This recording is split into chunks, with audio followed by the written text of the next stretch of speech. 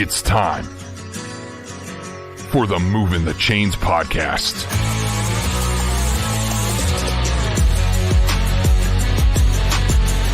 Your home for high school football coverage in the Palmetto State. Every team, every game, every week. And now your hosts, Kevin Thomas and John Epps.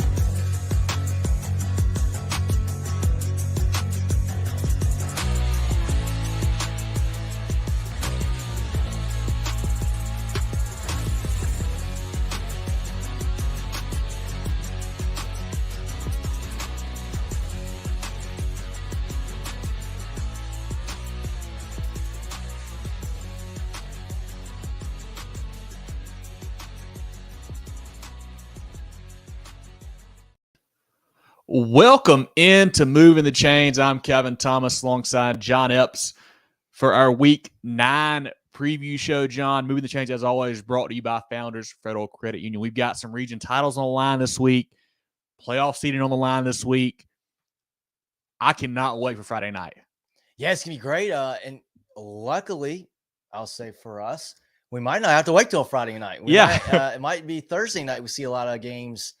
Some rain rolling in on Friday might change the schedule a little bit. So we may just have a couple of days till we get some good football. Yeah, I've seen a handful already moved up to Thursday. I saw one on Saturday as well. If you want to check out that ball game this weekend, but we'll be a lot of fun here in Week 9. But appreciate you guys tuning in. Like this video, share it, tell all your friends. Feel free to comment, ask about your favorite team, talk about your favorite team. Love to have you guys in here as always. Check us out on Facebook, Twitter /X. Instagram, YouTube, etc. at Movin Chains, MOVINCHAINS. MovinChains.com is our website. Podcast on Apple, Spotify, Google, and more. We do our live preview show at 7 o'clock or so most Tuesday nights. See Facebook Live, YouTube Live. Check us out. A little bit late start tonight. Had a little bit of a technical difficulty, but we're good to go now, I hope. If we're too loud, let us know. Turn your volume down. We'll do what we can. Sorry, guys. We do a recap show comes out on Sundays, podcast platforms for that one. We do our scoreboard show, our Friday night spaces on Twitter /X about 10:30, 11 on Fridays. A lot of fun with that as well. Before we get into the games, once again, Movin The Chains merch on sale now. We've got pictures on our social media pages. We've got an email address set up, mtcgear.sc@gmail.com. Reach out all your questions. We got hoodies. We've got Richardson hats. We got Yupong hats. We got some toboggans for you guys. The cold weather's coming. The cold weather's kind of here, John, actually. Yeah, it's cold. Get you some of this football weather gear here and support the boys. Help us keep making the show better and better, and it'll allow us to buy better equipment and things like that. So definitely hope you guys can support us and check us out. mtcgear.sc@gmail.com with all your questions, pictures on all of our social media pages. But, John, it's time for our CONA games of the week. CONA.care for more information, as always. Like we said, we've got 4 really big ones. Our SCISA game is a big one as well. A lot of region titles on the line. Let's start down in the low country. Summerville, the Green Wave, 8-0, number 1 in 5A in the polls. Our poll, everybody's poll right now, number 1. They're traveling to Ashley Ridge. The Swamp Foxes at 7-1. Their lone loss to Fort Dorchester a couple weeks ago. Coach Jeff Tate have those boys rolling right now. Summerville, a little bit closer than we thought last week, John. 48-30 over West Ashley. Ashley Ridge, they blew out Berkeley, an improving Berkeley team, 48-14. We talked about Summerville all year long. They're a really good football team. Haven't really been tested that much. We feel like Ashley Ridge, though, they have some players on offense that can stress that defense, especially Derek Sally Jr. Does Summerville continue to roll? Does Ashley Ridge give them a test? What do you feel happens on Friday night? I think it's going to be a really, really good ball game. Summerville, they had that tough game, start the season off against Carolina Forest. Close ball game there. This is going to be, I think, just as tough or maybe a tougher ball game than that game there. It's in Ashley Ridge. That will help. That's, I think, helps. It's not Summerville. Yeah. Ashley Ridge. In all honesty, I don't know what kind of home atmosphere Ashley Ridge has, but they got a really good ball team and they got a really good chance to win this game. I think this is a very highly competitive game. I think we really find out is Summerville, are they good enough to really come through all of Lower State, really prep for the long run? typically it's been Fort Dorchester the last few years. And we've, when they had Zoltan Osborne the last couple of years, it was, hey, this Fort Dorchester team's for real. And we kind of knew what we were getting with that squad. Well, Summerville, a little bit different. We talked about them last year. We said, man, they play really good defense. They could just put some points on the board. They'd be really good.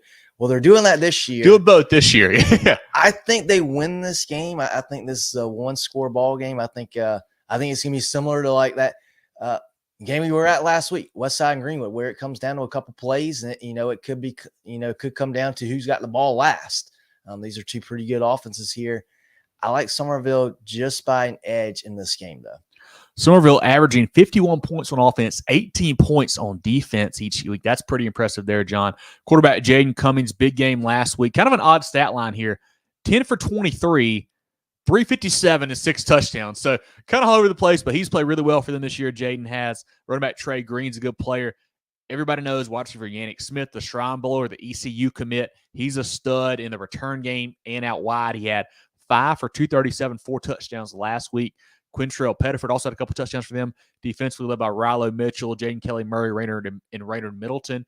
Head coach Ian Rafferty's doing a fantastic job there. Growing up and even back before we were growing up, John, Summerville was like one of the premier teams, if not the premier team in South Carolina under Coach McKissick. They had a couple down years for the last few years, but I think they're trending up the right direction now. Coach Rafferty's doing a great job bringing that tradition back to the Green Wave. Ashley Ridge on the other side, averaging 40 on offense, 22 on defense. I mentioned Derek Sally Jr., a heck of a ball player, one of the better wide receivers in the state. Quarterback Trevor Cleese is playing well for them. Nick Jefferson's a good player, the defensive side for those guys, along with Dylan Polanski. New head coach Jeff Tate, a guy that knows how to win, won a state title with Wren a couple years back, knows what it's like to be in a big ball game. And that Fort D game that they lost, it was a pretty competitive game. Like, it wasn't a blowout. I mean, it wasn't, last minute, last score. But Ashley Ridge held their own there. I cannot wait to see Derek Sally Jr. going up against Yannick Smith. Like, that's two of the better wide receivers in the state. Love what they do, getting those guys involved with some run game as well, some direct snaps to them. Great to see what they can do there. But I think Summerville, a little too much firepower. I like their defense a little better. I think that's the key to this ball game, John. I think the Green Wave win. I'm thinking maybe like a 35-21, 35-27 type ball game. I like Coach Rafferty in the Green Wave, but I think this is a good test for them.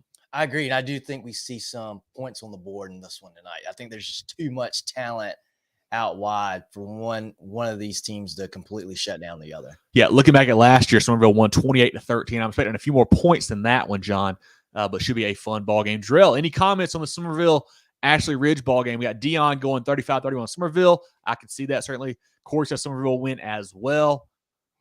Yeah, we also got just some shout outs. Got some people. Always bring them in. Today, so.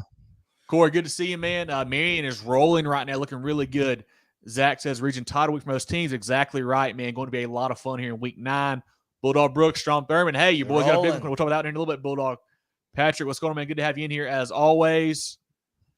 Of course, is Marion region champs. Yeah, they've been, I talked about this in the recap show.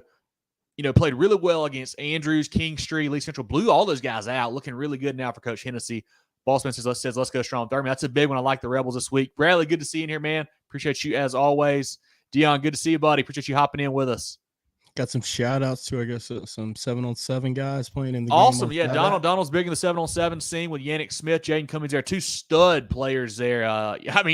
Derek Sally Jr., I don't know how these guys lose a game in 7-on-7 with those guys there. Good to have you in here, Donald. Caleb, good to see you, man. Appreciate you being here as always. Tay, the Rebs got a big one this week for sure. We'll talk about it here in a little bit. Derek, good to have you. Yeah, big one for Powderfield taking on Wren. We'll break that one down here in the 3A slate in a little bit.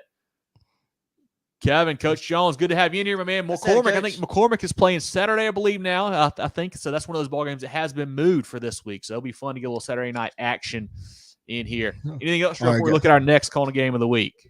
Let's go to the next one, guys. Perfect. Our second CONA game of the week, one that I know Zach cares about. That's Chester at Clinton. The Cyclones at 8-1. The Red Devils at 6-2. Region title on the line. Last year, Clinton won this ball game 48-20 on their just roll to that upper state title game. Chester coming off a 48-16 win over Emerald.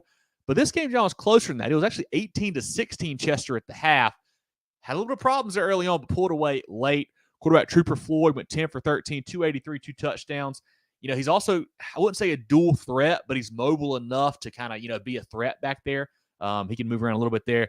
Running back Elijah Coleman, big stat line here, 18 carries, 217 yards, 4 touchdowns last week. Wide receivers Pendergrass and Williams, defensively led by Baxley, Hopkins, McCree, and Taylor. Averaging 36 on offense for the year, John. Only about 13 on defense.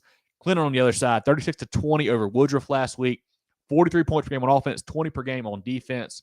The new story for Clinton, obviously, this year has been injuries. A lot of guys being out, a lot of running backs being out, especially Copeland and Robinson, those guys. But the quarterback, Teshawan Richardson, has played really well. They're throwing the ball more than they usually do. He's done a really good job back there, kind of commanding that offense. Running back DJ Clark starting to step up for them. Wide receiver Caden Crawford set the record for receiving yards, school record a couple weeks back, having a couple of huge games for them. Shrine Bowl player, Cincinnati commit Zay Johnson playing defensive back and wide receiver for them. He's a big-time playmaker. Crawford as well, playing great on defense for them, along with Brett Young at linebacker. This is a game, if Clinton was full strength, like beginning of the year Clinton, I would pick them, I think, by a couple scores to win this one. But with their injury problems, I worry a little bit. But the Red Devils at home, Wilder Stadium, that's a tough place to play, John. Yeah, that's really tough. If this game was in Chester, I would feel pretty easy, or not easy, but I would feel really good about picking the Cyclones.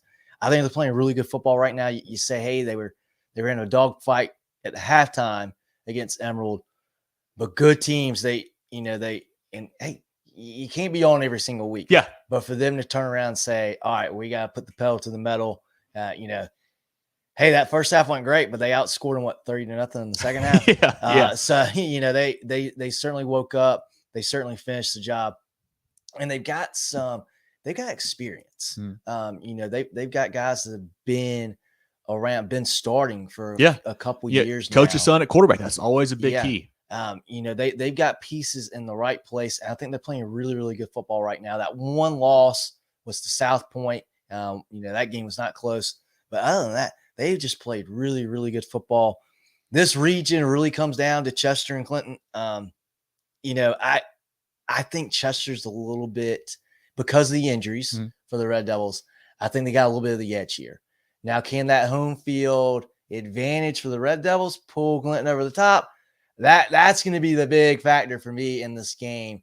So that'll be interesting. And it'll be interesting if this game gets changed to a Thursday instead of a Friday. Or if we just get any weather in general, I feel like is a big plus, or not plus, but just a big factor. I think if this game gets changed to a Thursday, that favors Clinton, because that gives Chester a little bit. I mean, both teams less time to prepare, but okay. Love it. They're going to play in the rain. I love it. Let's go. Right. I like that. I like that. Use whatever it is to your advantage there. But I think I like Chester a little bit in this ball game. I think they're playing a little bit better because of what they've got on the field. Like you said, if Clinton was at full strength, 100%, I'd go Red Devils. But they're not. For that reason, I'm going to go Cyclones in this one. I think the key for me, John, we mentioned Trooper Floyd. He's a good player right there. But the running game for Chester has been really good all year. Elijah Coleman, especially, it's at 217, 4 touchdowns last week. Clinton last week against Woodruff held them to 30 net rushing yards. I think they had 15 yards taken out in sacks. I think they technically had 45, whatever it was. But that's a really good performance for Coach Campbell's defense there.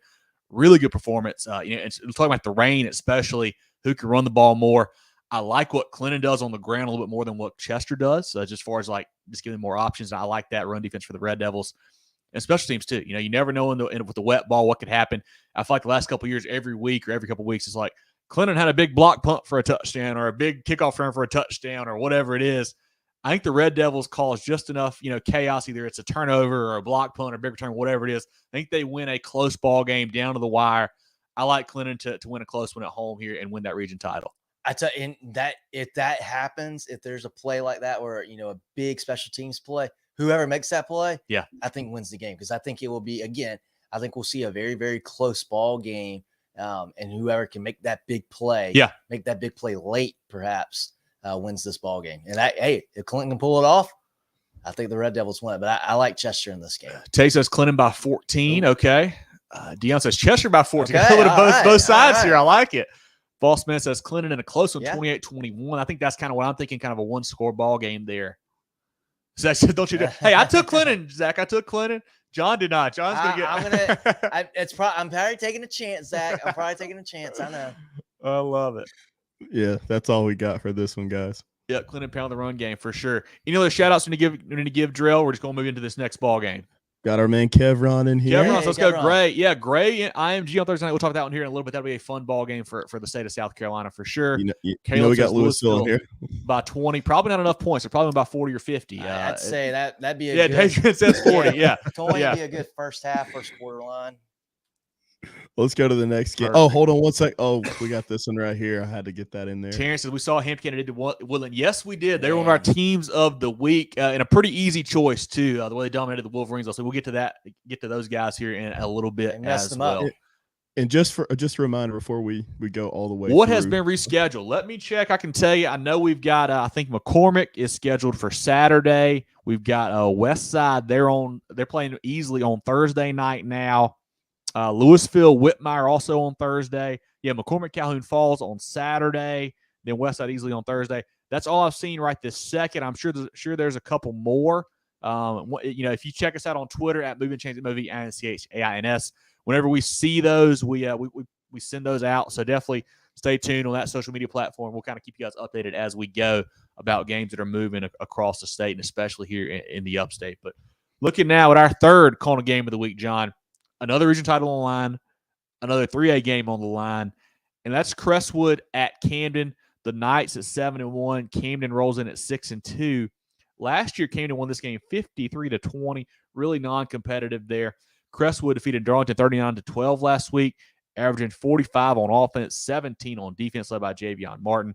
Camden coming off a bye last week, averaging 40 on offense, 17 on defense. So two very similar teams as far as, points for, points against, John. In years past, it's always going to be we pick Camden because they've been big, bad Camden, killing everybody, it feels like. But this year, they've shown a few cracks. And on the other side, Crestwood has looked really, really impressive. Can the Knights – I don't know if you call it an upset, really, because we've got one of them in our poll and one not. So maybe not an upset, but – can Crestwood, I guess, kind of, upset or not upset, but can they kind of take over that region that has been Camden's for so long? I think being at Zimp Stadium, this is another game where the home team's got a great advantage being at home. I think Crestwood's better. Grayson White at Camden he's improved a lot as a passer. Yes. This year he's done a very good job throwing the football. May Rant out there on the outside for them has had a great season as well. But here's the difference I see between these two teams. I think they're both very, very good. If you had asked me at the beginning of the year who I like better, I'd say Camden. Both of these teams have played a couple, not a ton, but they played a couple very high-quality competition. When Camden has played a really high-quality competition, they've gotten beat up a bit. Hartsville beat them pretty bad. Mm-hmm. And then Gray, the very next one. They were not really competitive against Gray. The offense couldn't get a whole lot going. They got beat up. They got beat up in both of those games against their two toughest competition. And then you would say that third best team that they played is probably Myrtle Beach. They kicked off against in week 0, but that was Myrtle Beach. They just didn't have everything. Long time ago now. Yeah. Right? And that's a much different Myrtle Beach team now. Now you look at Crestwood on the other hand. Okay. When Crestwood played their tough games at the beginning of the year, they nearly knocked off Gray. Overtime, I believe that game was. Awesome 62-60 game. That was in week 1. And then they bounced back the next week up. Maybe not as good of an AJ team as we thought they would be, but really good running back in Thompson. They shut them down. They only gave up 7. Mm-hmm. And then the week after that, they go to Sumter and they take the belt for Sumter County.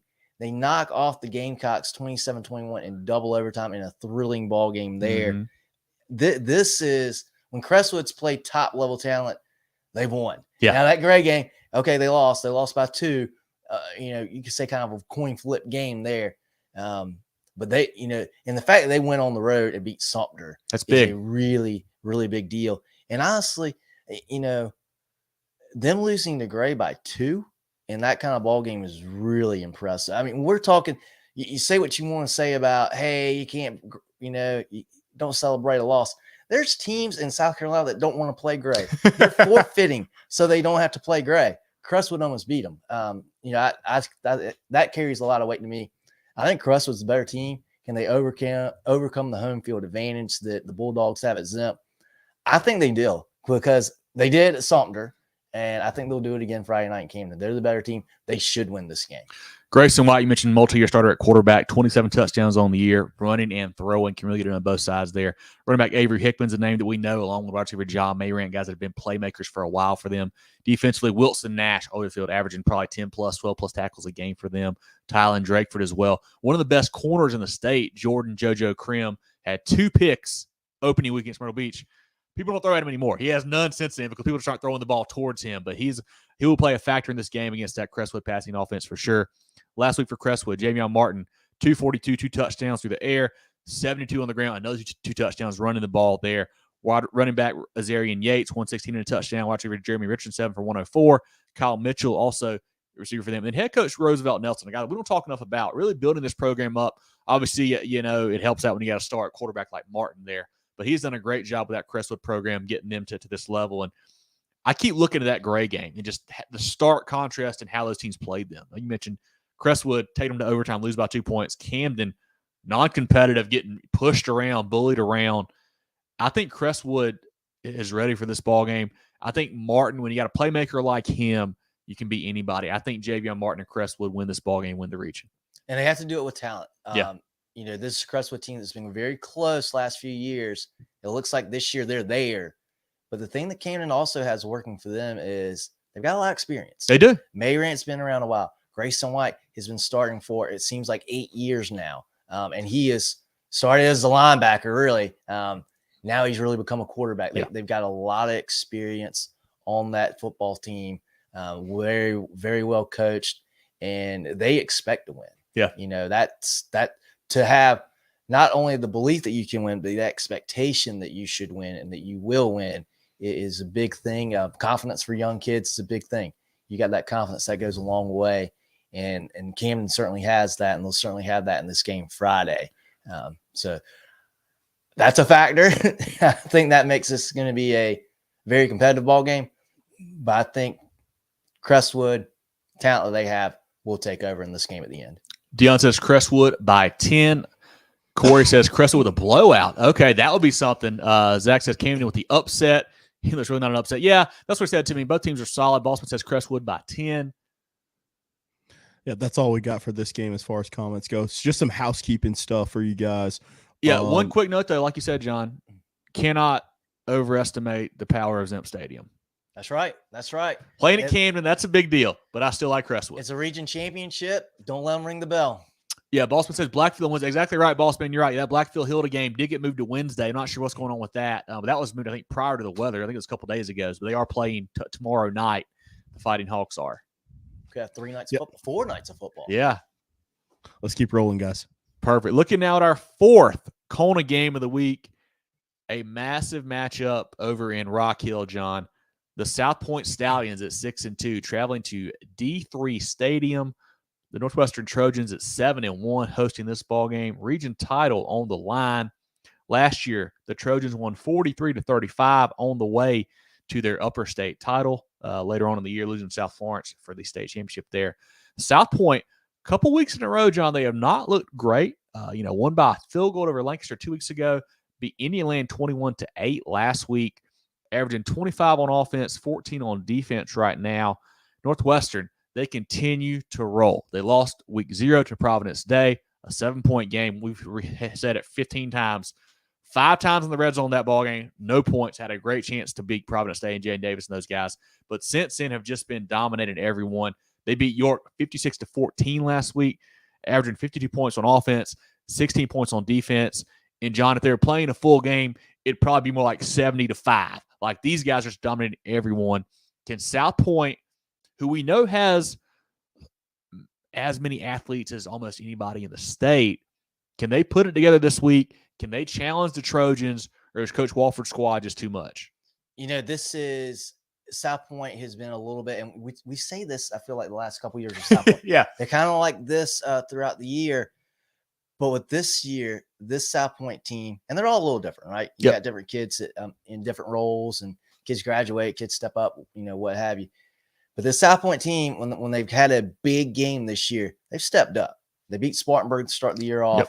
They had a great chance to win the football game over at the reservation.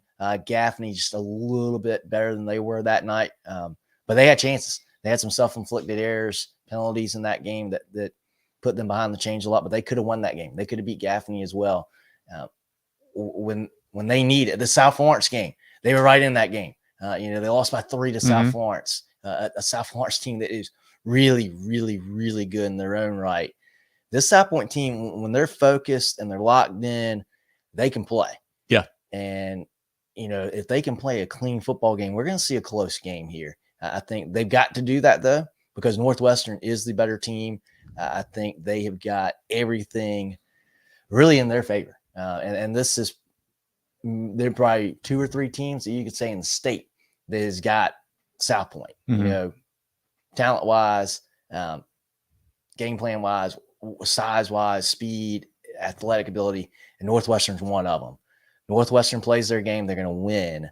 But this is going to be a close ball game. I don't see Northwestern just blowing the doors off of South Pointe. I think South Pointe keeps this game very tight, keeps it close, but Northwestern's better. I think Northwestern, and we said this before, I think they're the best team in 4A.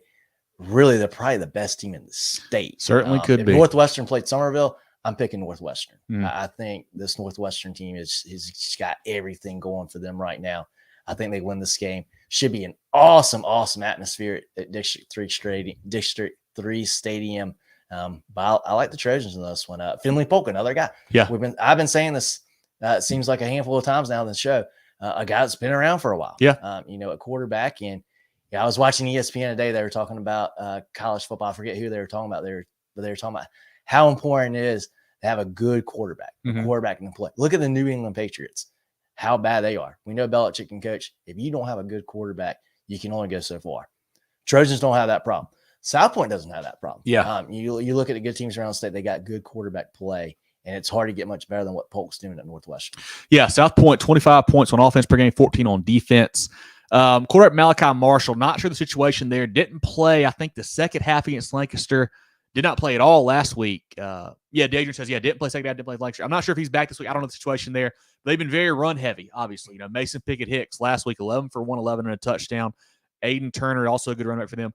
2 weeks ago, when he just played a half, Marshall did, Pickett went 24 for 244.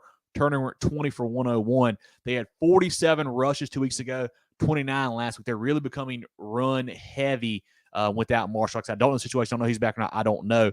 But the defense, you got Evan Irvin last week, 12 tackles, 4 TFLs. Reese with 11 tackles. The 2 secondary players, Antoine Nelson and Jazavian Currents, will have to play big against that Northwestern receiver crew there. CJ Dixon up front. They did force 5 turnovers last week. That's a key. If you can get a couple of those off Polk, or maybe cause Richard a fumble, whatever, maybe you can hang around. But Northwestern, I think, is just too talented. Finley Polk, 7 for 9, 203 and a touchdown last week. Turbo Richard, one of the best, if not the best running back in the state. I mean, the guy's a stud. The BC commit, I wish more folks would give him an offer in Power 5 because he can get it done, flat out get it done. Wide receivers, Burris and Dixon and Knox and Nichols are really good players. Defensively led by Perry and Massey and Watkins. What does worry me a little bit, John, is if Northwestern has to play a full game, are they prepared to? Because they haven't had to since week 0. No, they haven't. They've been playing a half, and they can really, get some subs in, take the foot off the gas. Even you get against like Gaffney, that game was pretty much over, third quarter.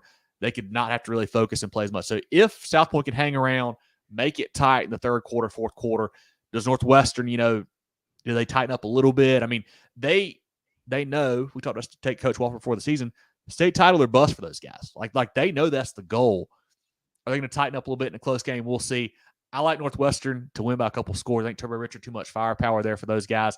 I do like the South Pointe defense, but I just don't know if they can score enough points because Northwestern's defense just as good, it feels like. So I like the Trojans to win this one. I think they wrap up the region and win this ball game over at D3 Stadium. I think so too. And you mentioned, hey, can they play a full game? And if this was Northwestern and say Irma, okay, a team, not a rivalry game. Okay, maybe that could be a factor, but the fact that there's going to be probably close to 10,000 people at this ball game at District 3. Yeah, it's going to have all the juice you can have in a Friday night. It's your rivalry game, and these are these are kids that have been around. They've been in big games. They've Yep. played 4-quarter games. It's not going to be new to them. They're going to be, if it's a tied ball game with 5 minutes to go in the game, they're going to be locked in and ready to go. Yep. I like Northwestern in this. I could see this being a 1-score game. I could see Northwestern win by 17. Yeah. I think it kind of dictates what kind of game South Pointe comes out, because Northwestern's pretty even keel.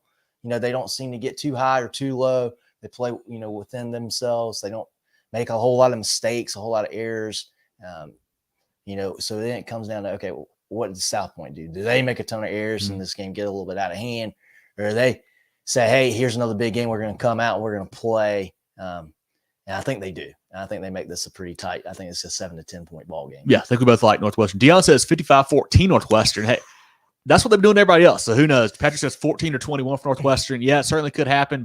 Bradley says Northwestern by 14.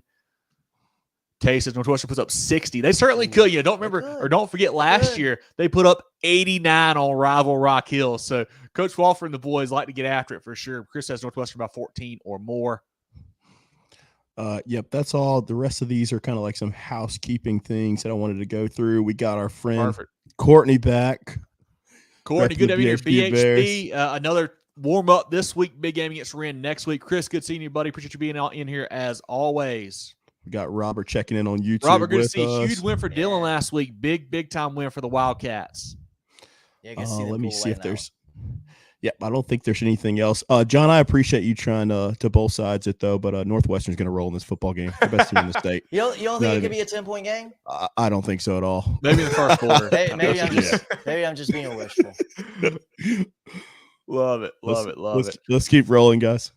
Perfect. Our fifth CONA game league, our SCISA game of the week here, Beaufort Academy at Colleton Prep. Both teams at 6-3. Beaufort Academy lost to Thomas Hayward 41-28 last week. Colleton Prep a 25-21 over Carolina. The Eagles 23-19 on the season. Offensive and defensive points there. They've lost 2 games in a row. Quarterback Dietrich Schufer's a dual threat guy. Running back Jackson Porter had 153 and 3 touchdowns last week. Porter and Delaney lead the defense. Colleton Prep, quarterback Cole Davis, a dual threat guy, multi-year starter. Last year had 2,700 yards, 34 touchdowns. Running back Caleb Davis there, Roger Walker Bryan, defensively led by Rowe, McMillan, and Davis, averaging 31 on offense, 23 on defense. These two teams met twice last year, John. Regular season, Beaufort won 20-19. Playoffs, Colleton Prep won 23-20 to go on to the state title game before losing to Williamsburg. The Eagles, with new coach Nick Schuford, played really well early in the year. They've had some really nice wins, but the last 2 weeks kind of scared me, losing both those ball games. At least win one of those against either Williamsburg or Thomas Hayward. Weren't able to pull it off. Colleton Prep continues to just keep on rolling, keep on chugging. But that was a close game, I thought, last week against Carolina as well. Who do you like in this matchup? I think Beaufort's too good to keep losing. Mm-hmm. They have not been very good the last few weeks. You said lost 2 in a row, 3 of the last 4. I think they stopped that. I think they're too good to lose 3 games in a row, 4 out of 5. I'm going Beaufort Academy. I like it. I think I'm going to go Colleton Prep at home. I like the Davis kid at quarterback, where he can run it and throw it. I think those guys can win there at home. But will be a really tough ball game. It should be a close one there in the SCISA ranks. Drill, any housekeeping questions or anything else we need to chat on before we wrap up our games of the week here?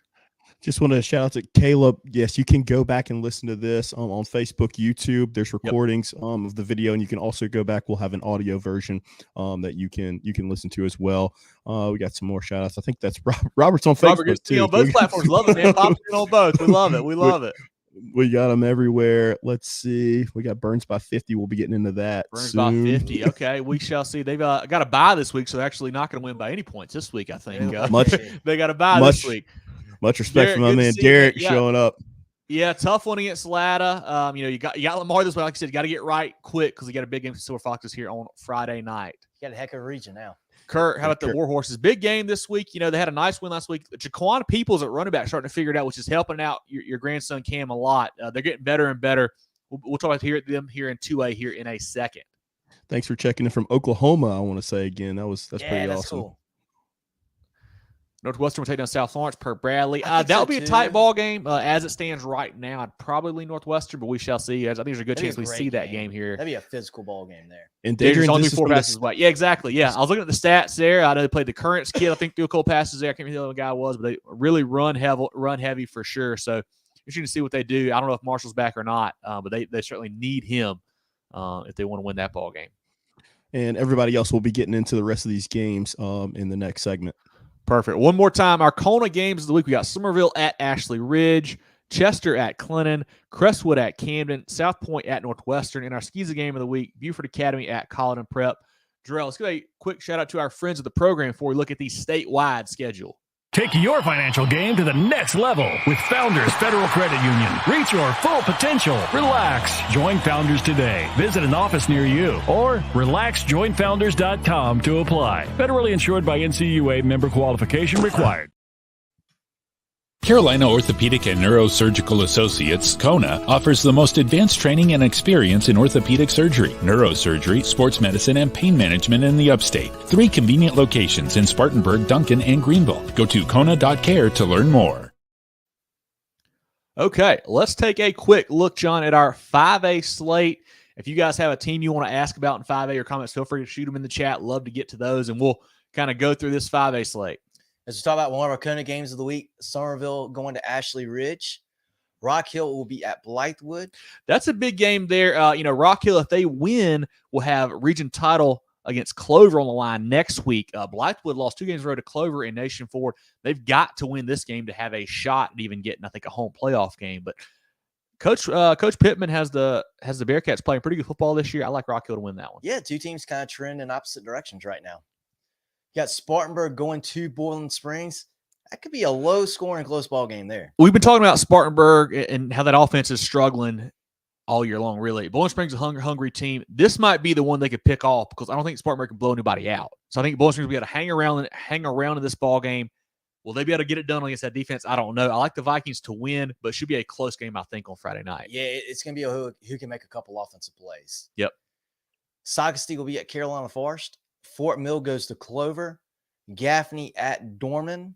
Dorman played very inspired last week. Took Burns down to the wire, scored 2 late touchdowns, had a 2-point conversion to tie it, did not convert, ran a reverse. I don't like the play call, but that's neither here nor there. Lose by 2 points to the Rebs. But they fought hard. I think they had 2 pick sixes in that ball game there. Defense played lights out or played well for them. Did give up a kickoff return. Don't love to hear that. But Gaffney's starting to hit on all cylinders. I feel like I need to figure out a little bit more on offense. The offense worries me a hair, but the defense is playing great. We know they got the playmakers, John. We know they can do it. Got to get it together, but I do like the Indians to win this game. Yeah, I don't see Dorman having the luck that they had. I see like they had a little bit of luck against Burns. I don't think they have that this Friday against Gaffney. River Bluff will be at Dutch Fork. West Ashley goes to Fort Dorchester. Aiken is at Lexington. Malden hosting Hillcrest in that rivalry game. Golden Strip rivalry there. The Rams, I think I saw a cool stat. This actually rivalry is like tied. Like I think it's like 36-36 or something. It's a pretty high number, and they are dead even right now. So fun to see that. That's pretty cool. I like the Rams in that one. A big bounce back after last week's loss to TL Hand. I think they win this game. Malden not been very good this year. I think the Rams and Coach Swigert win and win that rivalry and take the lead in that rivalry. Yeah, I don't see this game being close. Spring Valley will go to Nation Ford. RB Stall hosting Kane Day. Berkeley goes to Stratford. Sumter hosting St. James. TL Anna hosting Woodmont. Wando will be at home against Goose Creek. And Chapin goes to White Knoll to close out 5A. And if you guys missed our game of the week, Summerville, Ashley Ridge talk, beginning of the show, you can go back and check that out once we're done. And we broke down that game from the Green Wave and the Swamp Foxes. Jeffrey picked Summerville. I think we both did as well, but should be a fun offensive ball game. Chris says Gaffney Dorman has him nervous. Yeah, Dorman's played better the last few weeks. They're in a good spot to make the playoffs because they already beat Boiling Springs. Coach Morris is trying to inspire those guys. Running back Nick Means is playing well for them. The defense is making plays when they need them. But I think you guys are a little too good right now. Yeah, you guys will be fine. Yeah, Boiling Springs, Spartanburg, that's a tough game for me too. I feel like Spartanburg's the better team. But like I said, that offense has been worrying me all year long. We'll see what happens here on Friday night. I'm gonna go Spartanburg, but I can see that. I can see that being a 3.7-point game, like a 14-17, 14-10 kind of game. We're into 4A. White and hold big. I agree, Hector. Those guys are playing great football right now. Obviously, the big win over Dutch Fork 2 weeks ago. They back it up with a shutout win over Lexington last week. Coach Pelham has the boys playing great football. They have to be one of the contenders, the top level teams in 5A right now. Yeah, for sure. They got the defense for it. Anything let's else? Let's kick it down to 4. Looking down at 4A. Starting with the snoozer, we've got Lugoff Elgin going to AC Flora. Talk about disappointing programs this year, John. And it's not your Demons. The Falcons. I thought they're going to be pretty good this year. Have not lived up to the hype. Had a couple really bad losses, it feels like.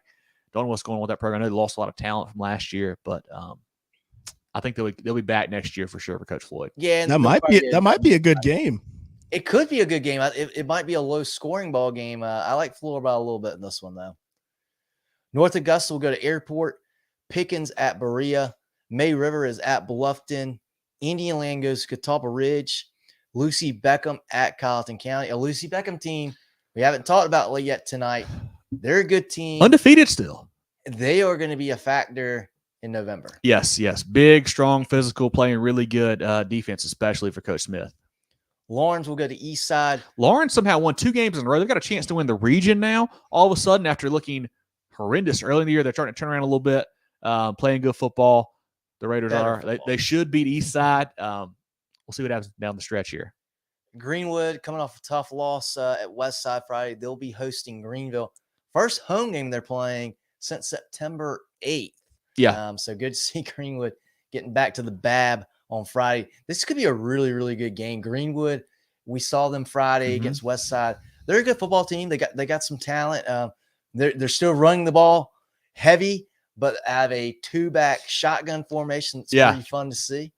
But that should be a fun game. Greenville should win that game. But Greenwood at home, Chris, I think it's going to be a lot closer than that. And I tell you what, they're playing for a home game in the playoffs too. The loser of this drops to that 3 seed in that region. You don't want to be there. You have to go on the road right away.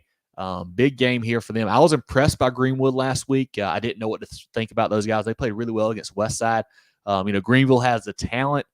I think they win this game at home. I think it's going to be really close. Yeah, I could see Greenville win by 10, but I think it's going to be a very competitive ball game. West Florence will go to Hartsville. Hilton is at James Island. That West Florence-Hartsville game has gotten a lot more in the last couple of weeks. Hartsville had a bunch of injuries. They're getting figured out now with Hakeem Waters, Kendrick Douglas being back. West Florence getting better. Franklin Emerson's doing a good job running the offense there for them. Trey Lerner, the transfer, is getting better and better each week. They've had a couple nice wins lately. Big game for the region standings there. I like Hartsville at home at Kellytown. That'll be a fun ball game. South Aiken will go to Midland Valley. Sneaky there. Midland Valley, obviously undefeated, playing great football. South Aiken has enough athletes to beat anybody. I don't know if the quarterback is back. I know he was out last week, but Javon Edwards, the running back, is a stud. He can get it done. But I think Trayvon Dunbar and Coach Chapman squad a little too much. That should be a fun game. There's some good talent on that field for that one. Wilson will go to Myrtle Beach. Ooh, 150 each. Could happen. Could happen. Yeah, that South Aiken defense has been their Achilles heel for a couple years. One of our CONA games of the week, maybe the game of the week, South Pointe at Northwestern over at District 3 Stadium. Ridgeview will go to Richland Northeast. North Myrtle Beach at South Florence.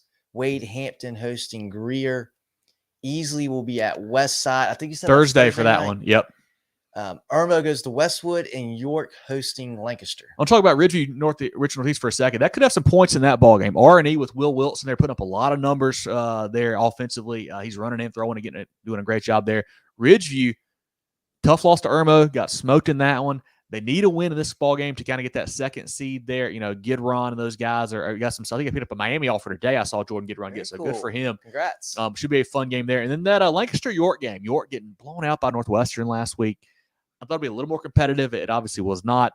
Lancaster is getting better, I feel like. I don't know if they're quite going to beat York yet, but that could be a fun ball game over there in that York County area. Yeah, I think that'd be a close ball game there. And that game is at Lancaster, too. That will help the Bruins.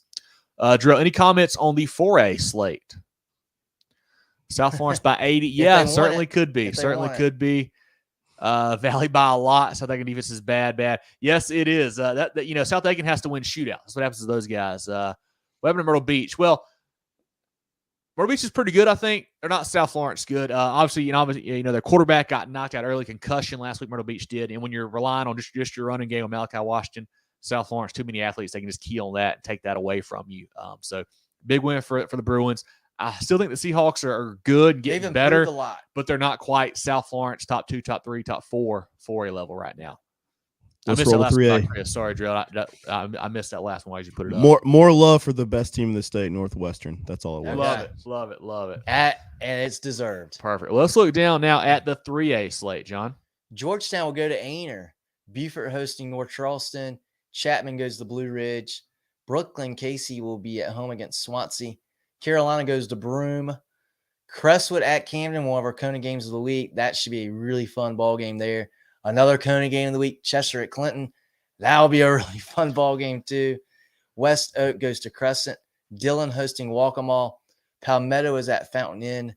Gilbert hosting Dreer. Marlboro County at Lake City. That Gilbert-Dreer game, Gilbert undefeated, playing really good football. Dreer, though, took BC to overtime last week. That was kind of surprising for Coach Corey Jenkins' squad. They're getting better. I think Gilbert looks much firepower. Do you want to give a plug for the show? We had an interview with Coach Chad Leapart, came out last night. It's on Facebook and YouTube. Go check that out. He does a great job talking about this year's Gilbert squad, the playmakers they've got, talks about his career. He just became the all-time wins leader at Gilbert this year. So tell us some really cool stories about that. So check that out on our Facebook and our YouTube page, our interview with Coach Chad Leapart of the undefeated Gilbert Indians. He's got a very exciting team to watch as well. They are very good. Darlington will go to Lakewood. Manning is at Loris. That's a big game now for Manning after that loss, I think, to Dillon. I think that's for second in that region. Loris has been a team that I was super high on last year. Lost some guys. They've had some flashes this year. But I think they're right there. They've got a chance to win that game. I think Manning a little bit too much firepower for Coach Kennedy there. I like the Monarchs, but that could be a fun ball game on Friday night, too. I think that'd be another good game, too, and another big game as far as playoff jockeying position goes. Robert asked about Dillon and Manning last week. Yeah, that was surprising. I think Manning was up, 22-19. Dillon comes back to beat him 47 or 46-22. 47-22. Put the hammer down late in those guys. I mean, the Wildcats, Coach Roller, it's been their MO where they start out a little bit slow, big second half. Happened again last week. I like what they're doing. I mean, the running game, Murray and Flynn, getting him back was huge. I mean, he's a really good running back for them. The quarterback, Oxendine, kind of a dual threat guy, getting better and better. Still not asking him to do a whole lot, really, John, but he gets it done when he has to do it. Like the McCallum kid, like Singletary a lot. The Dillon defense is always nasty. We know that. Big win for those guys to I think to wrap up the region. Yeah, and for the Manning side of things, I think that was impressive for them to be able to put up the first half that they did. But Dillon has been doing this for the last 2 years against about everybody that they've played. Yeah. Hey, you kept it close at halftime. Now watch us take care of business here in the second half. Jay was at that ball game, so you know better than us, man. Said Manning kept beating themselves. That's interesting to hear there. I thought they had a little bit, an older team or veteran team, maybe that wouldn't happen. When you get in a big moment against a big team like Dillon, things change real quick. You tighten up a little bit, you get a little more shaky, but big win for the Wildcats for sure. Laura Richland will go to Orangeburg Wilkinson. Daniel is at Pendleton. Pendleton, a team that's been fun to follow this year. A couple nice wins, beat Seneca, put up a lot of points in that ball game. Daniel's just too strong, man. I don't know when they're going to get tested. Maybe third round of the playoffs. Maybe second, third round. I'm saying at least probably third, if not later. They're playing really good football right now. Coach Fruster's squad on both sides of the ball, dominated fashion. But this probably will be their toughest region game. Pendleton has been a very improved team, and they, as you said, they can put up some points. But yeah, I don't see this game being super close once it comes down to it. Jay says third round. Yeah, I think that's probably more like it. Yeah. Yeah. So they would play. They would play most likely a 2C. Oh, there's nothing wrong with Pendleton. Yeah, they can score. Luke Pendleton Gray lighting up the scoreboard. Daniel's just too strong. Yeah, Daniel's just another level. They're another one of these teams in 3A. There's a few teams that are head and shoulders above everybody else, and they're one of them. Yeah, exactly. Yeah, 2,000 yards passing. He's doing a great job right now. Now this game, I think, is going to be a very good, very close ball game. That is Wren at Powdersville. Wren, a team we've talked about a little bit, but we've talked about how, wow, boy, they played really good in that game that they lost. This is their chance to play really good in a game that they can win. Powdersville still with a lot of talent, still a really good team. This game is in Powdersville. I I'm thinking Ren's going to steal this one. I like Ren this ball game. I think this is their time to play well and actually get a W. Yeah, Derek, should be a great battle. Ren's got a good defensive line. Obviously, Powderville, great offensive line. This is a really, really interesting ball game to me, John. A lot of parallels. Powdersville kind of split off from Ren, 10, 12 years ago, whatever it was. Coach Muster, head coach of Powdersville, was a coach at Ren, coming over there now. Powdersville started off kind of slow, lost a couple games by a point, I think Broome and then Abbeville, but we're playing good football. Didn't play great against BHP, but had a chance in that game for a while, but couldn't hang in the second half there. They've got the talent, obviously, with Hudgens and Huggins and Fowler, and obviously Jeffrey's on defense and all those guys there. I like what Coach Muster's done, and playing at home is a big help for them. On the Ren side of things, Colton Bagwell, he's running for 100 and throwing for 100 every week, it feels like, for Coach Frey. We talked to him this offseason when he kind of got hired, and he said that we're a young team. We're going to get better throughout the year. And that's what's happened, especially, if you look, John, at their region or their non-region schedule, they play one of the toughest in the state. They play Hillcrest, they play Burns, play Jefferson out of Georgia. A lot of really, really strong teams there. And what's been impressive about those guys, I think Blake told us on Friday night in our spaces there, I don't think they've lost a 3A game this year, I don't believe. I think they've lost to 4A and 5A teams and teams out of Georgia. And they've been competitive. Have not lost to a 3A squad in the state. So really interesting to see how this ball game goes down on Friday night. I like what Ren's doing. Charles says, getting better. Exactly right. Yeah, you're exactly right there. Powdersville at home, though, is tough. The thing for Ren, if Ren wins this game, they lock up a home game in the playoffs, lock up the second seed at least, and they'll play BHP for the region title next week. Powdersville has to win this game to have a chance to get a home game in the playoffs. So this is big for them here. I honestly don't know where I want to go in this game. I'm going to go with the experience of Powdersville at home in a close one. I'm thinking lots of points, though, John. Powdersville at home in a close one, but this may be one of the more fun games in the state, honestly, on Friday night. Yeah, this is going to be a fun one. This is going to be another one of those good great rivalry game. Ball games Great too. Rivalry game. This will be a fun one. We'll have Walhalla going to Seneca. Belton Honey Path goes to Southside. Another tune-up for those guys, Marquise Henderson.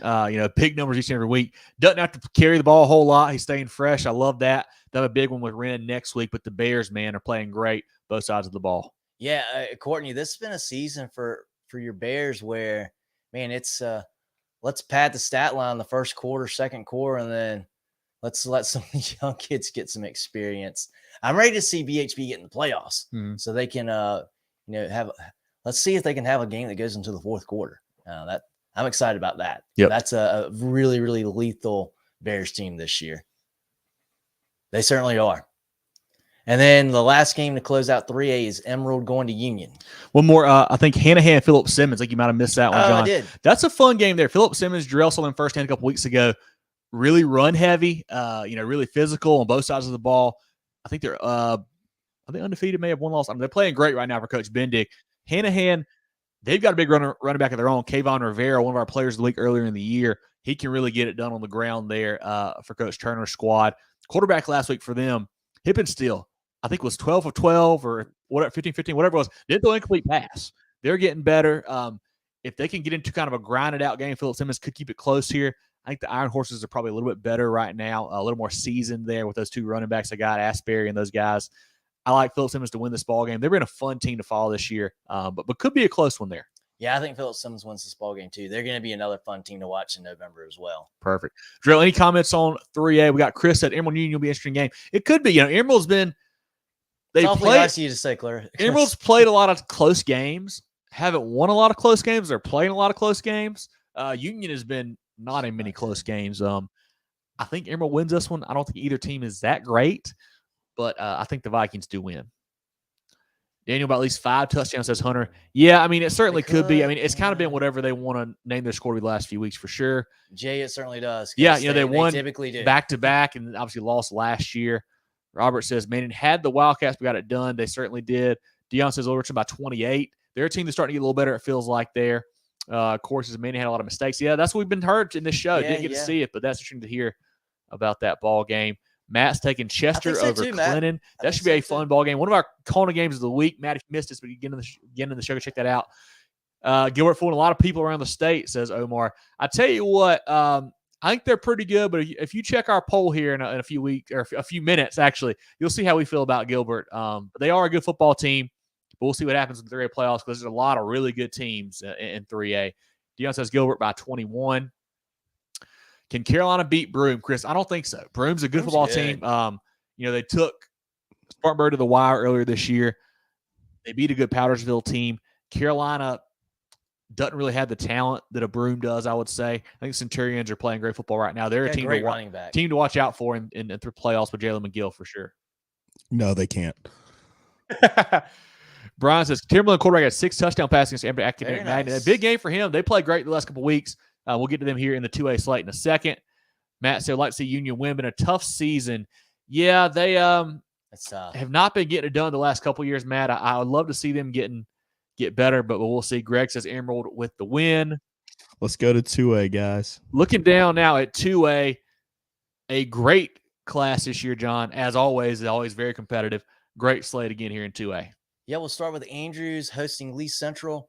Oceanside will go to Bishop England. Lee Central Andrews, big game for seeding in that playoff bracket there with Marion. Marion's going to win that region. It comes down to Lee Central Andrews and Kingstree now for that second seed. I think the winner of this probably gets it. It's a big game there. And those 3 pretty good teams, too. Yeah. Abbeville will go to Blacksburg. Sherrall is at Beaufort. The Panthers, man, I feel like we haven't talked a lot about them lately because they haven't played a lot of tough competition.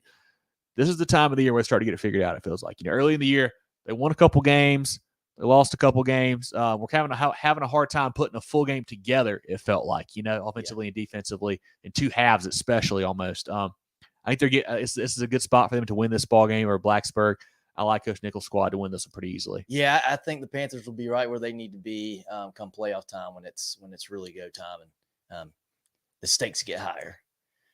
We'll see Chesterfield go to Central at Pageland. Newberry goes to Columbia. Fairfield Central at Eau Claire. Edisto hosting Bethune-Bowman. Saluda goes to Fox Creek. Off of that big win last week, the Tigers get up off the mat. 2 weeks ago, Drill and I saw them play Strom Thurmond. I thought they were dead for the year. They come back, score late, go for 2, get it to beat Silver Bluff. Huge win for Coach Young's squad. I think they win again easily this week. Yeah, that was an impressive response for the Tigers to be able to come back and you play 2 super tough games in a row, games that are going to take a lot of emotion out of you, and pretty impressive to see them come back and play with some heart against Silver Bluff and know, hey, one game doesn't define your season. Come back out there and that's a hats off to that coaching squad too to get those kids in the right mind frame. We have Academic Magnet goes to Lake Marion, Liberty hosting Landrum, Keenan goes to Mid Carolina, Mullins hosting Kingstree, 96 at home against Chesney. Could be a good ball game there. 96, 1 loss on the year, playing really good for Coach Bennett. Chesney, also a team that's playing pretty solid, getting a few wins here and there. I think 96 continues to run. I think they win that game at home. I think so too, being at home. Andrew Jackson goes to North Central. North Central, a tough team to figure out this year. They've had some good games, they had some really bad games. AJ not as good as I thought they would be this year, but they're still a pretty tough opponent. Batesburg Leesville will go to Pelion.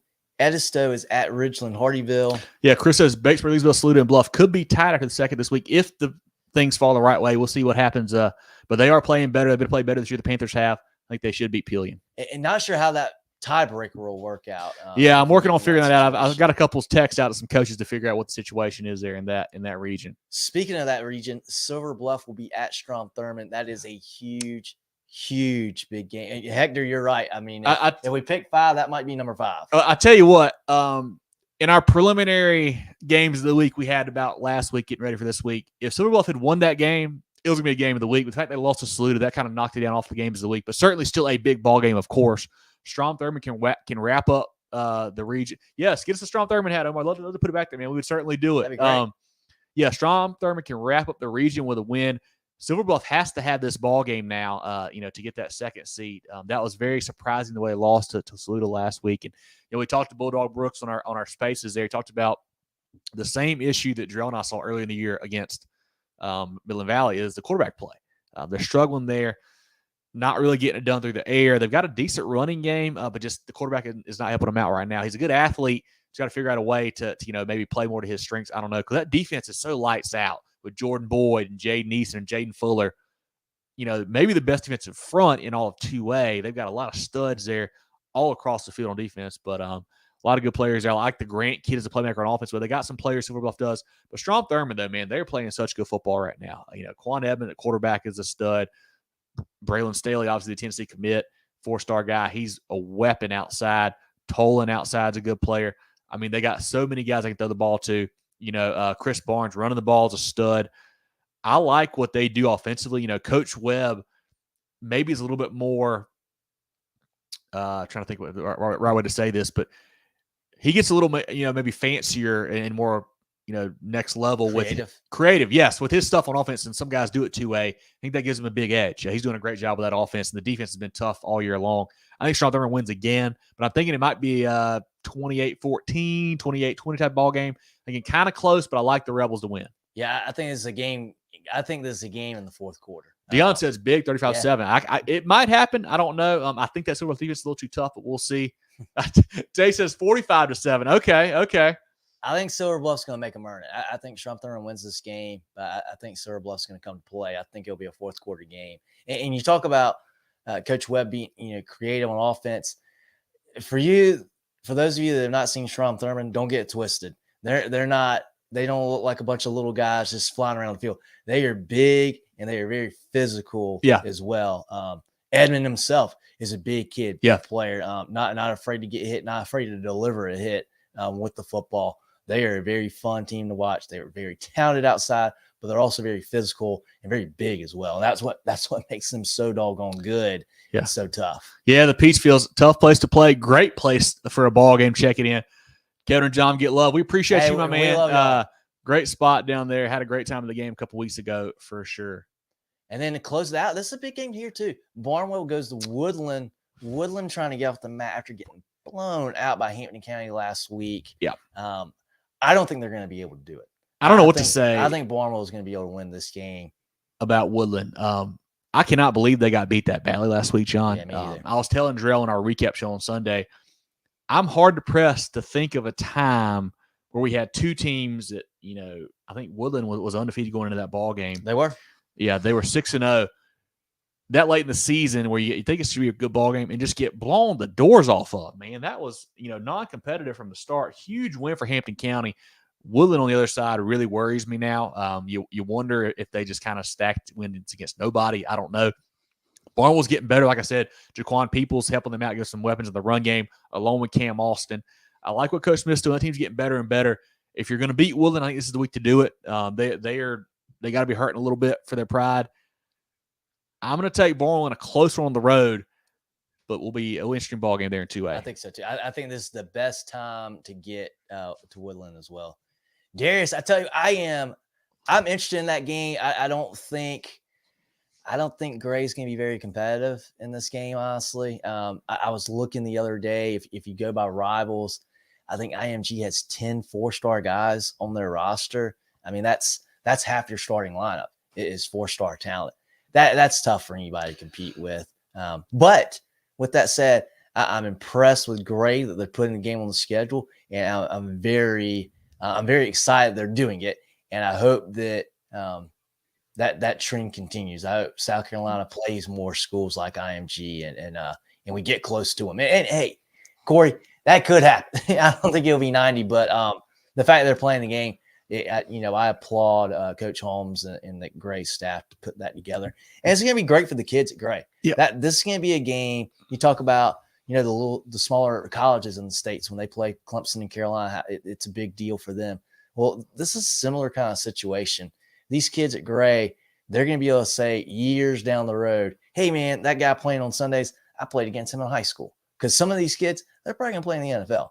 And a ton of them, if not almost all of them, are going to play FBS level college football on Saturdays. So it's going to be cool for those kids to be able to have that experience to play against them. Yes, that'll be Gray Collegiate at IMG Academy on Thursday night down in Florida. Then next year, John, IMG will come to Gray early in the year. So that'll be a fun game as well. Yeah, I think IMG, probably obviously more talent than Gray. You got to lean there, especially, at home, I guess, and that stuff. It's a long road trip to get down there for sure for Gray. But I like they're playing the game. Like you said, I'm glad they can find games. They can kind of stay sharp for the playoffs. I think Gray can put up a fight, can hang tough for a quarter, 2 quarters. We'll see. But yeah, I mean, you think at some point IMG's got too much talent and they're just going to wear them out. But it should be an interesting ball game. Glad to see it on the schedule. Love to see these South Carolina teams playing these out-of-state guys. I'm always going to pull for them, no matter who they are playing, no matter what state. Always going to pull for them. Yeah, it's I guess private school. It's a football academy, almost is the way to say it. I guess it's a sports academy. Like they do everything. Academy. Yeah, exactly. Yeah, so they have kids from all over the country come in. They have boarding rooms there and stuff like that, Kurt. So people move there to play football they and are stuff able like to that. recruit, and they certainly do. They are kids from South Carolina leave to go to IMG to and really it's guys that are playing on Saturdays and want to hone their skills a little bit better.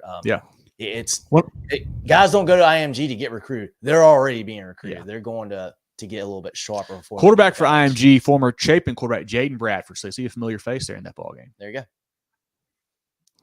Awesome. Got some more comments for you guys. Bossman says Thurman by 21. Certainly could happen.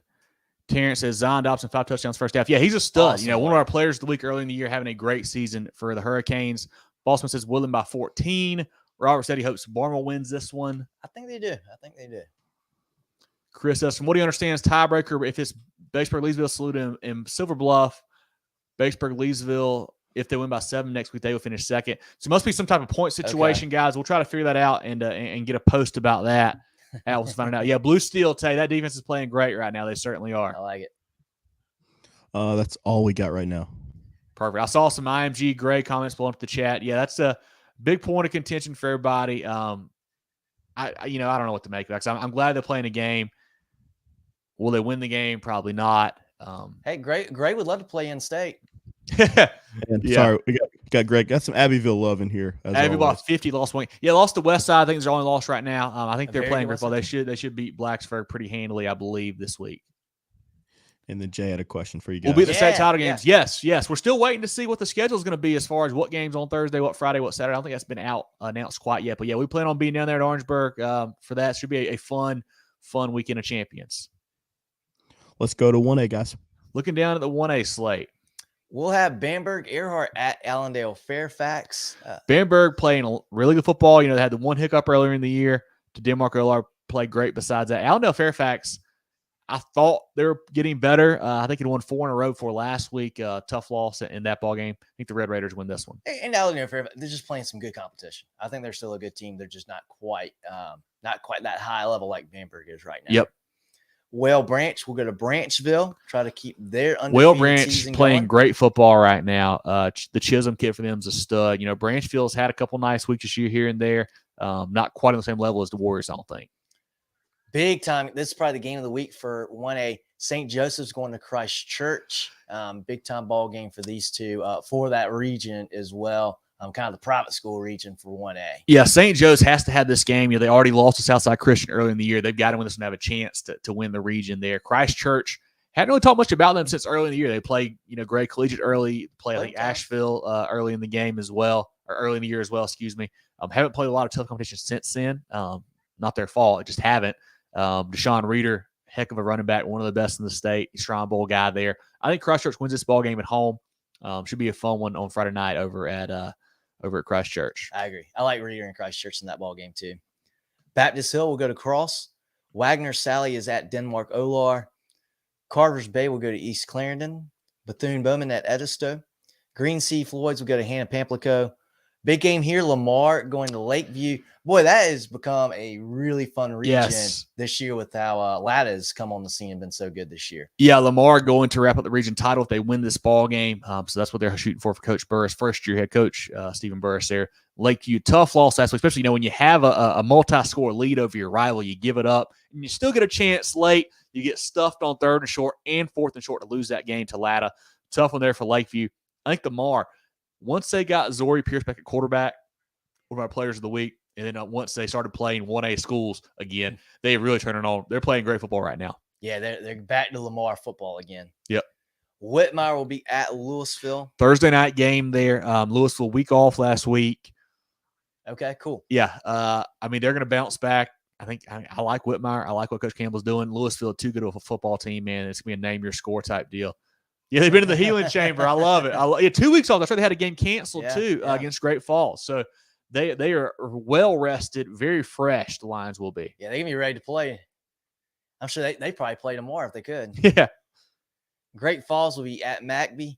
Not anymore. Great Falls done for the year. Oh, that's right. That's right. McBee looking for a game. Don't have one yet, I don't think. So we'll see what happens. Calhoun Falls will go to McCormick. Calhoun County at Rich Spring Minetta. That Calhoun Falls McCormick game is Saturday night as well, by the way. Okay. I think I said that earlier, but that is a Saturday night ball game. Hemingway will go to Scotch Branch. Hemingway on the search for double-digit points still, sitting on 8 for the season. I love to see him get a touchdown, but I don't know. I mean, it's bad, John. We're week 9. You got 8 points. You got more weeks than points in the season. That's tough.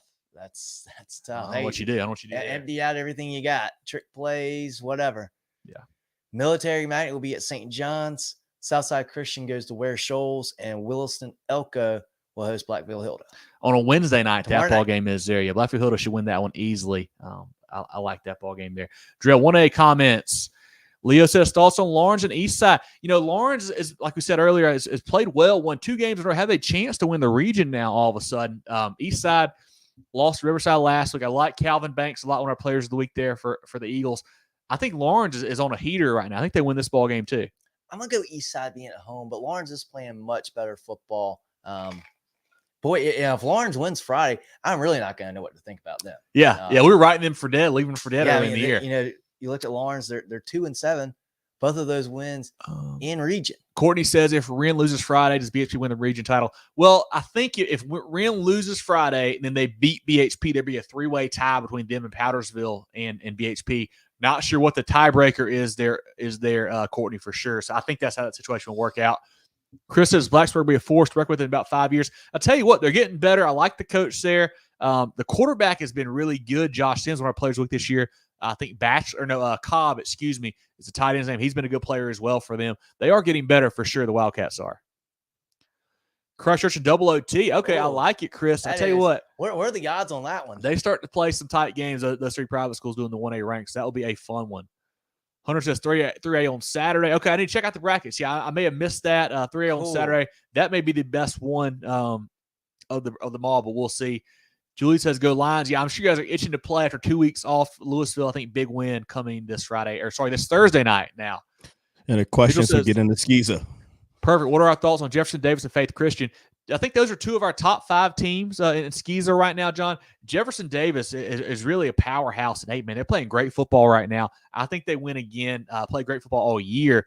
I'm looking forward to seeing them and Holly Hill and Richard win in the playoffs. That'll be a fun 8-man football playoff there in the SCISA ranks. But anything else before we look at these SCISA games here? And another SCISA game to highlight as we go into that. Yeah, big competition. Richard Wynn and Wardlaw. Yes, that is a big one for sure. Wardlaw playing good football, almost our SCISA game of the week this week, but we'll break that one down here in a second. We've got King Academy at Community Christian Academy, King's Academy at Cross Episcopal. Both teams looking for their first win. Kings 0-8, Cross 0-9. So somebody's getting off the snide this week. Celebrate it. Palmetto Christian at Northside Christian. Another game we consider for our SCISA game of the week. That's Thomas Hayward at Pinewood Prep. Thomas Hayward playing really good lately. Had the big win over Beaufort last week. Coach Holland at Pinewood Prep is playing fantastic football, blowing everybody out lately. A lot better. I think they win this game as well. I like how big and physical they are. I like the Panthers a lot in 3A now after what we'll talk about here in a little, what happened to Wilson Hall last week. I like Pinewood Prep and Coach Holland's squad this week. Spartanburg Christian at Greenwood Christian. Lawrence Manning at Orangeburg Prep. The Swamp Cats continue to play good football. Had the big win a couple weeks ago over Porter Goud. They beat a Lake City team early in the year. They're a good football team there under Coach First. Hilton Head Prep and Trinity Collegiate. Actually, I saw that was canceled. Trinity Collegiate will win that one by a forfeit. Lee Academy hosting Carolina Academy. The Cavaliers 6-2. They're playing good football. Carolina played tight with Colleton Prep last week. I told that earlier. I don't think they're quite on the same level as the Cavs. I think Coach Rankin's squad wins that one. Northwood Academy going to PD Academy. The Golden Eagles need a win bad. Have not played great football the last few weeks. Got shut out last week by Hilton Head Christian. Coach King's squad, they get up off the mat. They play tight in this one. Can they win it? I don't know. But a good ball game there at the lawn. First Baptist traveling to Florence Christian. Florence Christian only 4-4, but maybe the biggest upset of the weekend SCISA last week, knocking off Wilson Hall, who we had at number 1 in 3A. Big win for Coach Benton's squad. They were down 14-0 to come back to win that game. Big game for Jules Huntley. Thomas Sumter at Williamsburg. Clarendon Hall at Calhoun. Holy Trinity at Holly Hill. Beaufort Academy at Colleton Prep. Our SCISA game of the week. Broke that down earlier. Check that one out at the beginning of the show. Ben Lippin at Augusta Christian. Wilson Hall at Heathwood Hall. This game is big because Wilson Hall, we had number 1 in 3A going into this week. Last week on their second drive, they're going up, driving in to go up 14-0 Florence Christian. Senior quarterback injury, out for the year. Wilson Hall's fortunes changed on a dime just like that. Florence Christian comes back to win that ball game last week. Heathwood Hall has not been very good this year. I think Wilson Hall wins this one, but they've got to figure out the quarterback spot now since they lost their guy last week. Another big SCISA game, 4A, Porter Goud at Cardinal Newman. Cardinal Newman, their one loss to Hammond. Porter Goud played really well early in the year, had the weird loss to Lawrenceman a couple weeks ago. I think Corey Helms and the Cardinals get a big win here. Mitchell asked about this one. Jefferson Davis at Faith Christian, 8-1 JDA at 6-3 Faith Christian. I like Jefferson Davis. They're playing good football right now. I think they're one of the favorites in the 8-man playoffs. Dorchester at St. John's Christian, Newberry at Lawrence. The Richard Wynn at Warlaw. Richard Wynn 6-1, Warlaw 6-2. We mentioned him every week, John, on our recap show. Player of the Week nominee, Drew Spires, all over the field. One of the better players in SCISA, one of the better players in the state. I think the Eagles win this game on the road. Warlaw's a good team, but I don't think they're on the level of, like I said, Richard Wynn, JDA, and Holly Hill. I think Richard Wynn wins this ball game. Any other SCISA comments, Trail, before we go on to the next part of the program? Yeah, let me try to get to this. I got so many today. No specific SCISA comments. We need to see them all, John or Darrell. Give us all of them. All right, here we go. Nathan says Hemingway score. I think Hemingway scored like the first week or two of the season too. They've been on that 8 number for a long, long time. Maybe that'd be the tiebreaker. If Hemingway scores on you, you get bumped back a seed. It's been a while, but yes. Let me see what else we got. This is for next week. Are we coming down for BHP at Rent? Possibly. I'm not sure what else is on the slate. That will certainly be a good one. That is a possibility for sure, Courtney. And then also we have a couple questions that are related to our poll that we're going to be talking about a little bit later. Who do we have for 3 Upstate? Who do I have right now, or who did I pick preseason? What do you want to know, Courtney? That could be different. Chris says top 3 teams in 3 Upstate. We will get to that. Great questions there, guys. Drill, any other comments you want to get to? No, not right now.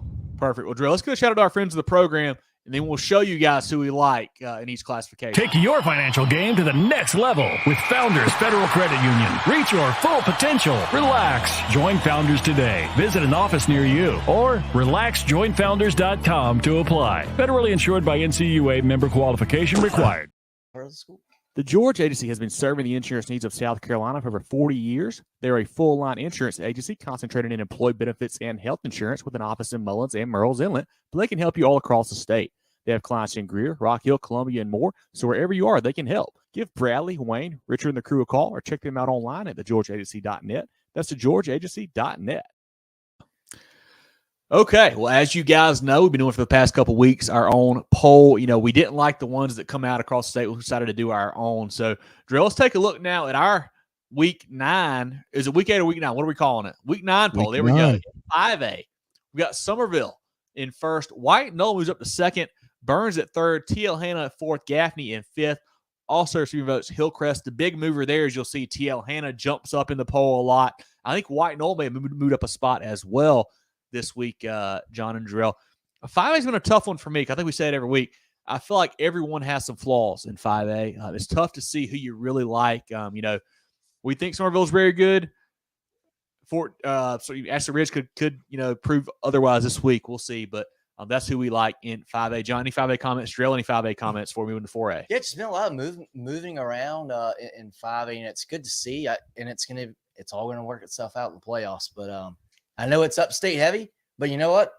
That's the way it is. I will say I thought very hard about giving Carolina Forest a vote this week. Big win over Sumter last week. They played Summerville as close as anybody. Week 1, I lost, I think, by 7 to those guys. I think the Panthers are a good football team. I thought about putting them in that 4 or 5 spot. Didn't quite do it, but they're a team to look out for in lower state as well. Yeah, I just don't know who I would knock out for them. Yeah, like you said, it's upstate heavy. I like those lower state teams, like you said, Carolina Forest, Ashley Ridge, Fort D. Those are teams that are very good. I still think Sumter's good. I just don't know how good. They're not top 5 good. Yeah, we say though when it gets cold in the playoffs, defense travels, run game travels. That's what Sumter does. That's true. So they can make some noise, but I do worry, like we said all year long, about their explosives. I worry about that. If they need a big play, where do they go for it? But they are a good football team. Looking now at 4A. Northwestern stays first in our 4A poll. All three first place votes. South Florence second, James Island third, Irmo fourth, Midland Valley fifth. 4A is one that I think that I've said this a couple times, and I may be wrong about it. I don't know. I think Northwestern may be in a class by themselves, and then South Florence kind of step behind them, and then it might be James Island, Irmo after that. It's going to be tough to see in the playoffs how these teams match up. But 4A, I think, is really, really strong at the top for sure. Yeah, I think that's a solid 5. If we look past that, I think there's a lot of teams that are not far off of that. You talk about we got talking about it at West Side on Friday. Hey, West Side. When you put West Side in the top 5. Yeah. West Side, they're right there. They're a very, very good team as well. There's some good teams. Lucy Beckham, they're undefeated. Yep. Who knows how good they really are? Myrtle Beach playing really good football right now as well. Well, for me, Clarksville is good. North Augusta has been on fire lately. I feel like they'll get their chance against Midland Valley next week to really prove how good they are. They're another team I think you have to look out for. Yeah, for sure. And I think one more, Greenville. If they get Greenville, healthy, they got the talent for sure. For sure. That's another one. We can't just keep counting those out. But I think you're right. I think there's a gap between the top 2. I think South Florence might be closing that gap a little bit. They've really been impressive the last few weeks. So we say that, and then Northwestern wins by 60 this week, and we'll change. And they're just set up. They're set up so similar. They're both so well coached. They're both physical. They're big, and they don't. They don't shoot themselves in the foot. We talk about South Florence scored defensive or a non-offensive touchdown in every game, except for last week. So I finally didn't get one, but yeah, they do everything strong. Very, very well. Pretty strong. Both of them.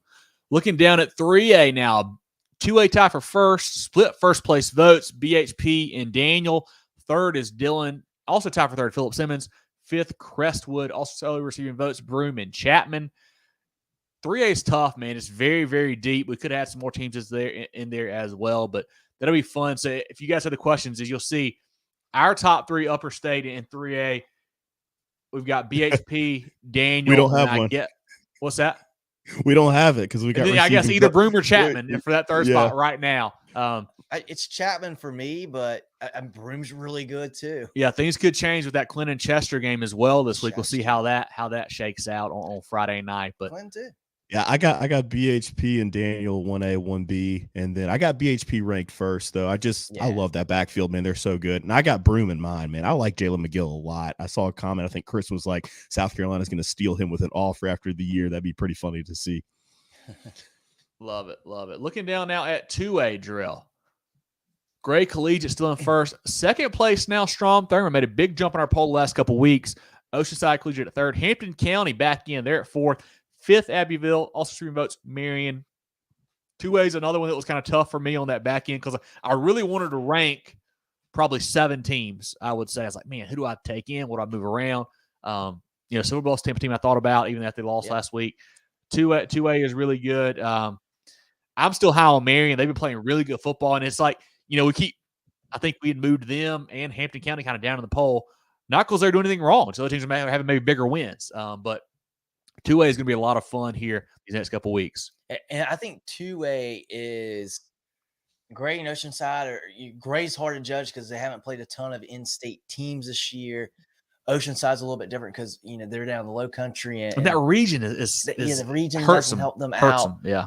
And then you got Abbeville is very, very good. Strom Thurmond is high power, ton of talent. Hampton County had one of the most impressive wins last week. I mean, it's going to be really fun when we get into November in the playoffs with 2A to see how all this shakes out. That's going to be a lot of fun. Yeah, looking down at 1A now, Louisville still in first place. A tie for second. Bamberg Earhart, Southside Christian. Fourth, Christchurch. Fifth, Whale Branch. Also getting a vote, Calhoun County. 1A, I think it's been Louisville all year long, but they've been rolling since that Oceanside loss there in week 0. Obviously, we think that Southside Christian or Christchurch, even St. Joe's, one of those guys is going to have something to say about that. That'll be a great upper state playoff game here in a few weeks. And I like Bamberg a lot in lower state. Well, Branch, we haven't talked a ton about, but they continue to roll and just dominate everyone.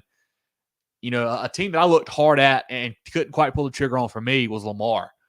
They're getting better and better, like I said, playing really good football right now. Latta, a team that had a big win last week. You had to look at them as a possibility of ranking them as well. But 5 spots, we couldn't go but so deep there. But 1A is going to be a fun playoff situation. Hunter, Ken, or Tyler? Let's keep in mind. Yeah, HKT. These guys are 7-1. Cross is a team that's playing good. I still like Blackfield Hilda.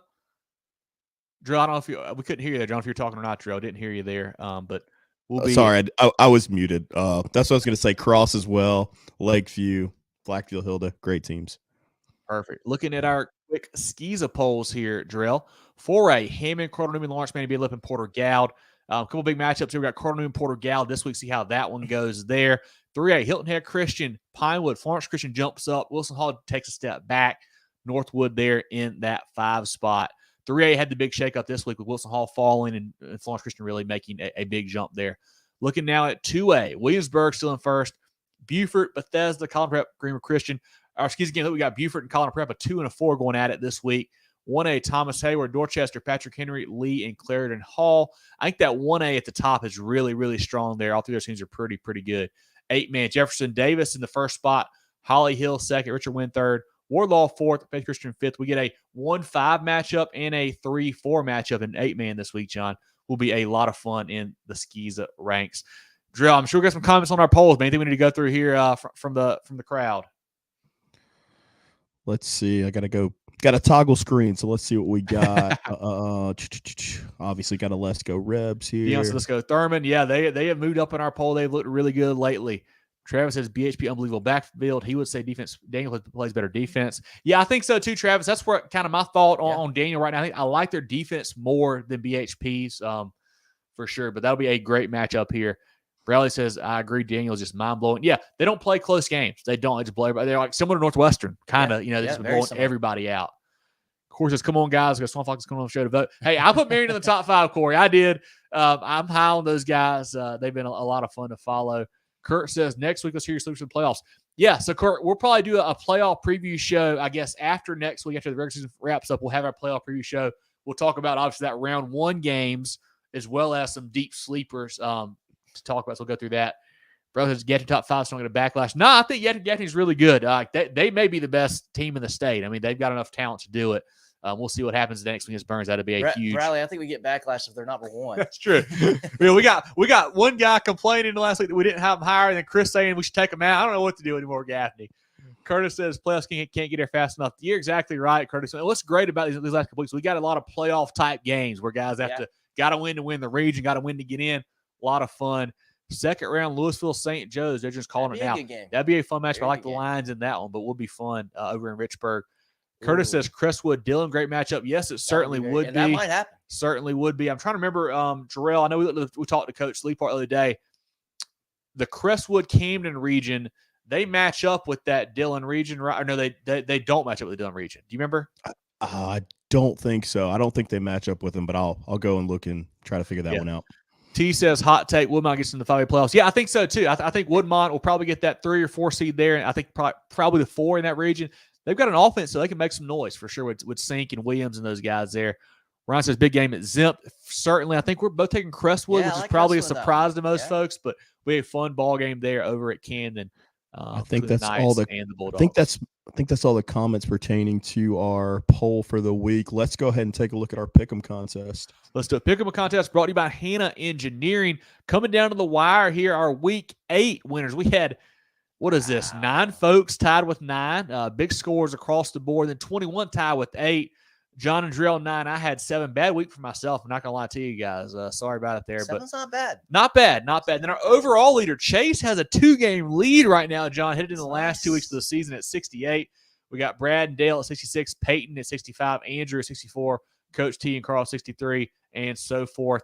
Drill and I have both at 63. John, you're at 61. A couple weeks left. Anything could happen. You get that drop score in there. Who knows what might shake out, but that's brought to you, as always, by Hannah Engineering. Check them out, hannahengineering.com. Great friends of the program there. If you guys have not been doing that, make sure you do that. Make sure you join us. Will be a lot of fun, and we'll do a playoff one as well. Yeah. We'll start a new one here for the playoffs here in a couple weeks. Definitely check that out. It's on our social media page on our website. Join that and be a part of our Pick'em contest. Drill, any comments on the Pick'em? Let's see what I got. Let's see. Questions. So we got some confirmation here. Okay, round to the matchup with Region 8. Okay, gotcha. Yeah, I've not dove too deep into the playoff brackets yet. Antoine says, how does playoff regions work versus other regions? Is there a certain bracket you're looking at, Antoine? Because it depends on the different class matchup at certain ones. All the brackets are posted on SCHSL, their website right now. You can check those out and check out the playoff brackets for all. Mark's ready for the playoffs. Me too, man. It felt a little bit cooler this weekend. I feel like it's really getting into football weather now, man. Playoffs are right around the corner. Going to be a lot of fun in all 5 classes. Region 1 versus Region 2. No, not necessarily. It could be Region 1 versus 4 or 1 versus 3. It depends on the year and how they bracket it. So certainly could be any type of matchup there. I don't have it in front of me right now. Like I said, those are on the SCHSL website. Zach's giving you a chance to reconsider your Clinton Chester pick there, John. Well, I'm not betting money on it, Zach. That's how confident I feel in it. Love it. Courtney's ready to playoffs. Yeah, BHP. And they've got a playoff game next week for that region title, probably against Wren. That will be a fun one to see how that goes down for sure. Appreciate that, Corey. Appreciate you tuning in as always, Corey. Man, a lot of fun. Looking forward to following your Swamp Foxes here in the playoffs. They're going to be a fun team in Lower State 2A. So if you talk about Region 6 matching up with Region 8, you could potentially have a first-round game, Beaufort at Camden. Ooh, that would be a pretty spicy first-round game. A fun matchup. I do want to shout out our players of the week, brought to you by the Georgia Agency. Lincoln Ayunga at White Knoll, Jules Huntley at Florence Christian, and Zori Pierce at Lamar. All 3 had huge games last week. If you guys, like I said, if you see somebody with a big stat line, send it to us on Facebook, Twitter, email, whatever. Love to get it from you guys. Love to give those guys a shout-out on the program. Drill's popping the thing up right now. Merch. Get your merch from the MTC boys. We got hats. We got toboggans. It's getting cold out there. Get something to protect your head. We got hoodies as well. A lot of good stuff for you guys. Gray hoodies, white hoodies, or I guess white, whatever you want to call it. Very good hoodies. Very quality. Richardson hats. Some of the best in the business, man. A lot of really good stuff. Check us out. It's on our social media pages, mtcgear.sc@gmail.com to check that out. Love to have you guys sporting some MTC gear and wearing it to games across the state each and every week. As always, appreciate you guys tuning in. Check us out here on Facebook, Twitter/X, Instagram, YouTube, etc. at Movin Chains, MOVINCHAINS. Website, movinchains.com. Podcast on Apple, Spotify, Google, and more. John and I do our weekly preview show, 7 o'clock on Tuesdays, Facebook and YouTube live. We do a recap show, comes out on Sundays on the podcast platforms. We do a Twitter/X Spaces, basically a scoreboard show on Friday nights. It's a lot of fun about 10:30, 11. Go through all the scores across the state. We have players and coaches and play-by-play guys hop in. Really fun to talk about your team. Love to have you guys join us for that. John, any other comments on this week going into week 9? Obviously, a lot of big games you saw from our CONA games of the week. Should be another outstanding week of football. Yeah, some really good football games. And I also want to say thank you to everybody that has already bought some merchandise. Yes. Love that. Love the appreciation, support there. Trying to grow as big as we can, right? And get some advertising at games with some hats and shirts. For sure. Drill, any other comments from the viewers? Any comments from you as well before we wrap up here? My biggest thing, man, I got to agree with Bradley here. This is going by so fast, dude. We're week 9. True. I cannot believe it's week 9. Isn't that crazy? Yeah. Unreal. No, he's got a lot of love. I want to thank, Kurt, Bradley, Next week, everybody we'll else. see, Courtney. We'll see how this week's go first. Then we'll see. But I want to thank Kurt, Bradley, everybody else who's, got some kind words in the chat. We appreciate everybody tuning in each and every week. Sure. I mean, if we got on here and we had one viewer each week, I tell you what, we might still do it because it's fun to do. But it makes it a lot easier when we know we got people who want to talk to us and comment. It makes it way more fun. It's a lot easier for sure. And it makes the show easier when you guys have comments too. I love getting that from you guys. It's really fun to see. So yeah, that's all we got for tonight, guys. Great job. Perfect. I do want to do one more shout out. If you guys saw our show last week, I had some comments for Latta Lakeview. I may have missed it. Big win for the Latta Vikings. We had a video come out today kind of making fun of me, and I do want to give a shout out to the Latta Vikings. Hats off to Latta. Big win over Lakeview last week. They are certainly not Little Bro this year. Wow. A huge win for Coach Eisman's squad. Way to go, Vikings. And check out that video. It's making fun of myself. If you can't do it, who can, right? So a lot of fun there and huge win for those guys. But Moving the Chains, as always, brought to you by Founders Federal Credit Union.